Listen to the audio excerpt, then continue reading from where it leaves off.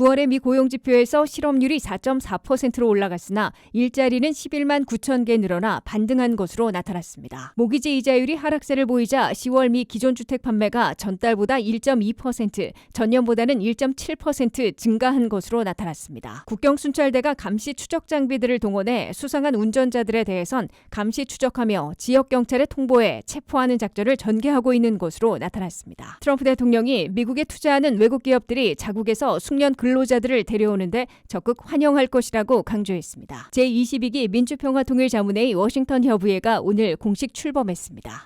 시청자 여러분 안녕하십니까? 워싱턴 뉴스 투데이입니다. 연방 셧다운으로 뒤늦게 발표된 미국의 9월 고용지표에서 실업률이 4.4%로 올라갔으나 일자리는 11만 9천 개 늘어나 반등한 것으로 나타났습니다. 예상보다 호조를 보인 일자리 증가를 기록했지만 6월에 이어 8월에도 마이너스를 기록해 아직도 불안한 고용을 보여주고 있습니다. 한면태 기자가 보도합니다. 미국 경제의 버팀목 고용지표가 롤러코스터 불안한 널뛰기 상황을 보여주고 있습니다. 연방 셧다운으로 보름 늦게 20일 발표된 9월의 고용지표에서 미국의 실업률은 4.4%로 전달보다 0.1포인트 올라갔습니다. 4.4%의 실업률은 2021년 10월 이래 4년 만에 최고치를 기록한 겁니다. 반면에 9월 한 달 동안 일자리를 11만 9천 개 늘리는 반등 호조를 보였습니다. 경제 분석가들의 5만 개 증가 예상을 2배 이상 뛰어넘은 겁니다. 그러나 7월의 일자리 증가는 당초보다 7천 개 적어진 7만 2천 개로 하향 수정됐고 특히 8월에는 마이너스 4천 개로 일자리 감소로 정정됐습니다. 이로써 미국의 일자리 창출은 5월에 1만 9천 개 증가로 급속 냉각되었다가 6월에는 아예 마이너스 1만 3천 개로 뒷걸음했고 7월에는 7만 2천 개로 반등하는가 했으나 8월에 다시 마이너스 4천 개로 주저앉았습니다. 9월에 다시 11만 9천 개 증가로 반등했으나 롤러코스터를 타 극히 불안한 고용 상황을 보여주고 있습니다. 9월의 업종별 고용 상황을 보면 생산 분야에서 건설업에서 19,000명 늘린 반면에 제조업에서는 6,000명을 줄여 대조를 보였습니다. 서비스 분야에서 레저 호텔 식당 업종에서 가장 많은 47,000명이나 늘렸습니다. 강세를 이어온 헬스케어에서도 42,000명을 증원했고 소셜 지원에서도 14,000명을 증가시켰습니다. 소매업종에서 14,000명, 도매업종에서 9,000명, 재정활동에서 5,000명을 늘렸습니다. 반면에 수송조장업종에서 25,000명, 프로페셔널 비즈니스 업종에서 2만 명이나 줄였습니다. 정부에서는 연방에서 3,000명을 또 줄인 반면에 주정부에서 11,000명, 로컬 정부에서 9,000명을 늘려 이를 합하면 2만 2,000명을 증원했습니다. 고용지표를 발표하고 있는 연방노동부는 연방 셧다운이 벌어졌던 10월 중에 통계 작업을 제대로 하지 못했기 때문에 10월 고용지표와 11월 고용지표를 동시에 12월 9일에 발표할 것으로 예고했습니다. 롤러코스터 불안한 널뛰기 고용지표에다가 물가 인상률도 3%대를 기록하고 있어 연준은 올해 마지막 12월 10일 회의에서 기준금리를 3.75 내지 4%에서 동결할 가능성이 더 높아지고 있는 것으로 관측되고 있습니다. CME 그룹의 투자자들은 12월 10일 연준이 기준금리를 동결할 가능성을 58.4%로 인하할 가능성 41.6%보다 높게 잡고 있습니다. WKTV 뉴스 한면택입니다. 미국의 기존주택 판매가 10월에 연율로 410만 채로 전달보다 1.2%, 전년보다는 1.7% 증가한 것으로 나타났습니다. 모기지 이자율이 하락세를 보이자 주택 구매자들이 본격 움직이고 나선 것으로 해석됩니다. 미국의 주택시장이 모처럼 활기를 띠고 있습니다. 미국 내 주택 거래의 80% 이상 차지하고 있는 기존 주택 판매는 10월에 연율로 410만 채를 기록했다고 전국 부동산인 협회가 발표했습니다. 10월의 기존 주택 판매는 전달보다는 1.2%, 전년보다는 1.7% 늘어난 것입니다. 주택 모기지 이자율이 하락세를 보이면서 내 집 마련이나 이사하려는 미국민들이 크게 늘어난 것으로 분석되고 있습니다. 프레디맥이 집계한 30년 고정주택 모기지 이자율은 10월에 평균 6.25%로 9월에 6.35%보다 0.1%포인트 낮아졌고 1년 전에 6.43%보다는 약 0.2%포인트 떨어졌습니다. 판매된 기존 주택 가격은 10월에 평균으로 41만 5,200달러를 기록했습니다. 이는 1년 전에 40만 6,800달러에서 2.1% 오른 수준이며 28개월 연속 집값이 오른 것입니다. 전국 부동산인협회는 연방 셧다운에도 불구하고 주택 모기지 이자율이 소폭 내렸음에도 미국민들이 내 집 마련이나 이사 대열에 많이 나온 것으로 보인다고 분석했습니다. 10월 기존 주택 판매에서 32%가 첫집 구매로 나타나 7월에 30%, 전년의 27%보다 늘어났습니다. 현금으로 주택을 구입한 사람들의 비율은 29%로 전달의 30%보다 약간 줄었습니다. 지역별로 보면 동북부의 경우 10월에 49만 채가 판매돼 전달보다는 변화가 없었으나 전년에 비하면 4.3% 늘었고 평균 판매 가격은 50만 3,700달러로 1년 전보다 가장 많은 6.5%나 올랐습니다. 중서부에선 99만 채가 팔려 전달보다 5.3%, 전년보다 2.1% 늘어났으며 평균 판매 가격은 31만 9,500달러로 1년 전보다 4.6% 올랐습니다. 남부에선 186만 채가 거래돼 전달보다 0.5%, 전년보다는 2.8% 늘어났으며 평균 판매 가격은 36만 2,300달러로 1년 전보다 0.3% 오른 것으로 나타났습니다. 서부에서는 76만 채가 팔려 유일하게 전달보다는 1.3%, 전년보다는 2.6% 각각 감소했으며 판매 가격은 62만 8,500달러로 1년 전보다 0.1% 상승으로 사실상 제자리했습니다. 트럼프 행정부가 국경 순찰대를 중심으로 주요 도로에서 자동차 번호판 판독기를 설치하고 수상한 운전자들을 감시 추적하며 지역경찰에 통보해 체포하는 작전을 펼치고 있는 것으로 나타났습니다. 국경 순찰대는 국경 지역에서 미 전역으로 작전 지역을 확대하고 감시 추적 장비들을 동원해 수상한 운전자들에 대해선 지역경찰에 요청해 정차시킨 후 수색 체포하는 작전을 전개하고 있다고 AP통신이 보도했습니다. 한면태 기자가 보도합니다. 트럼프 행정부의 불법 체류자 체포 추방과 범죄 퇴치 작전에는 동원 가능한 최대 인력들과 함께 첨단 감시 추적 시스템을 풀 가동하고 있는 것으로 보입니다. 연방 요원들 가운데 가장 공격적인 국경 순찰대가 국경 반경 100마일에서 미 전역으로 사실상 작전 구역을 확대하고 주요 도로에 자동차 번호판 판독기와 감시 카메라 등을 설치하고 수백만 운전자들의 운전 패턴을 파악하고 있다고 AP통신이 보도했습니다. 주요 도로가에 설치된 자동차 번호판 판독기는 교통안전장치인 트래픽 콘이나 소형 드럼통에 위장 설치해 놓고 있습니다.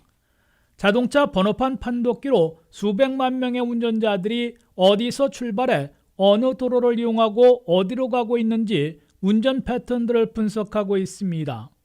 국경 순찰대와 DEA, 마약 단속국 등 연방 요원들은 자동차 번호판 판독기와 함께 카메라 스캔, AI 인공지능, 알고리즘 등을 총동원해 수상한 운전 패턴과 운전자들을 포착해내고 있습니다. 가장 많이 차량 번호판 판독기나 감시 카메라 등을 설치한 지역은 멕시코와 접경하고 있는 텍사스와 애리조나, 캘리포니아 지역 등으로 알려져 있습니다. 최근 들어 미국 캐나다 국경 지역에도 감시 추적 장비 설치가 확대되고 있습니다. 연방 당국이 주로 포착하려는 대상은 수상한 운전 패턴을 노출하는 범죄 조직들과 안보 위협 등으로 마약 밀매나 인신매매 등을 차단하는 것으로 강조하고 있습니다. 국경 지역을 단기 방문하는 차량이나 렌트카 등을 중점 추적하고 있습니다.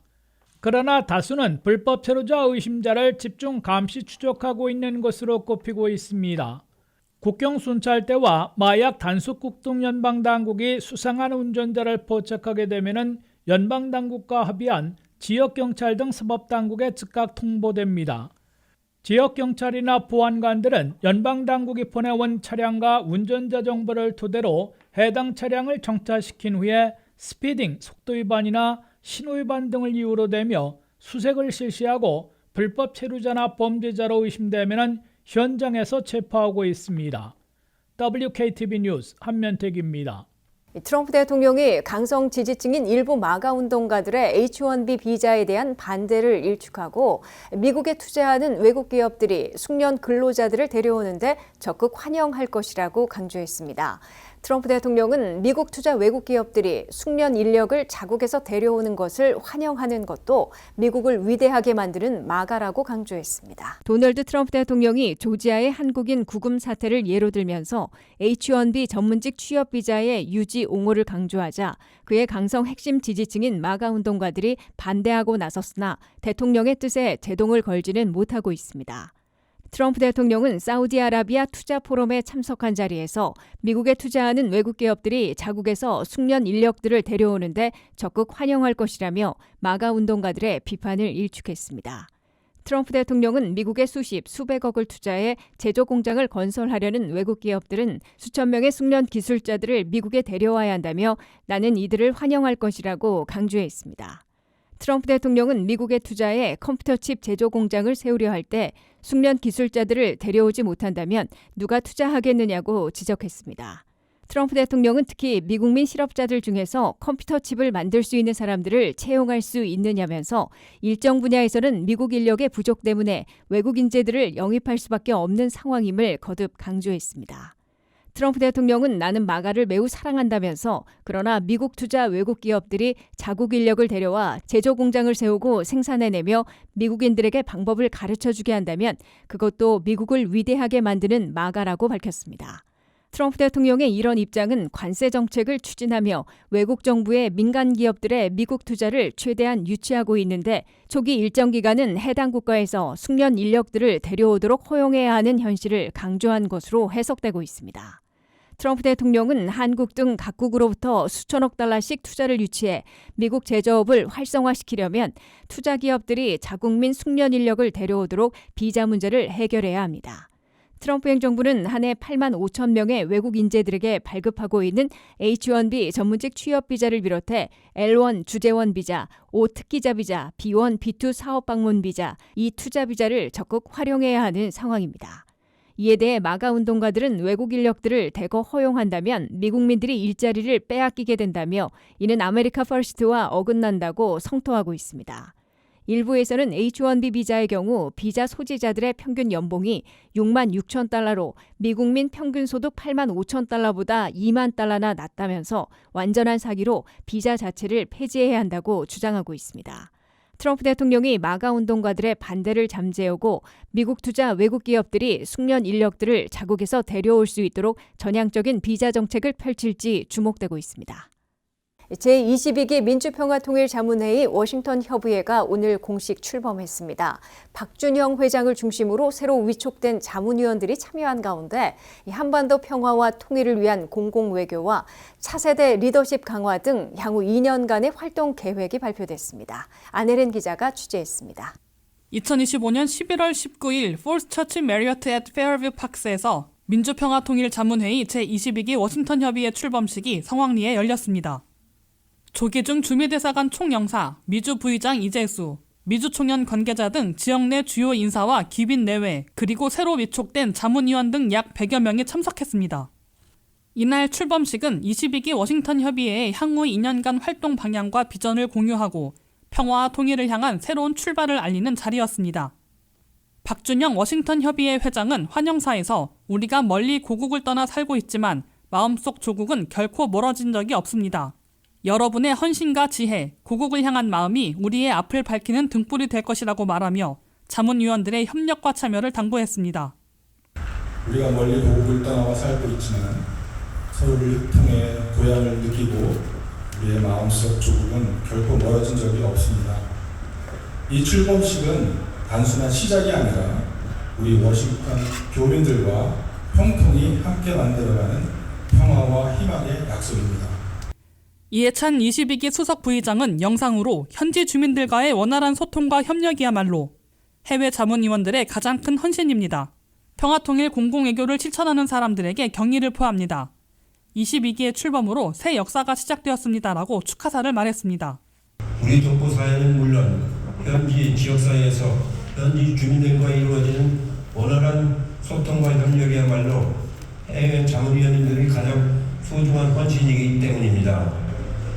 조기중 총영사는 강경화 주미대사의 축사를 대신 전하며 민주평통은 1981년 창설 이후 40여 년 동안 국내의 여론을 수렴하고 평화통일 의지를 실천해왔다며 위원으로 위촉되신 분들은 자부심과 긍지를 가지고 활동해줄 것을 기대한다고 전했습니다. 이렇게 막중한 임무 수행을 위해 신임위원으로 위촉되신 위원 여러분께도 진심 어린 축하의 마음을 전합니다. 국민주권정부 출범 이후 처음으로 구성된 민주평화통일자문회의의 위원으로 위촉되었다는 자부심과 긍지를 가지고 충실히 활동해 주실 것으로 기대합니다. 이어 직접 축사를 통해 워싱턴 지역에는 다양한 동포단체가 있지만 대한민국 헌법에 따라 설립된 단체는 민주평통 워싱턴 협의회가 유일하다며 막중한 책임을 가지고 활동해 주시길 바란다고 강조했습니다. 그런데 그 많은 동포 단체들 중에 대한민국의 헌법에 의해서 설립되고 활동하는 단체는 민주평화통일자문회의 워싱턴 협의회가 유일합니다.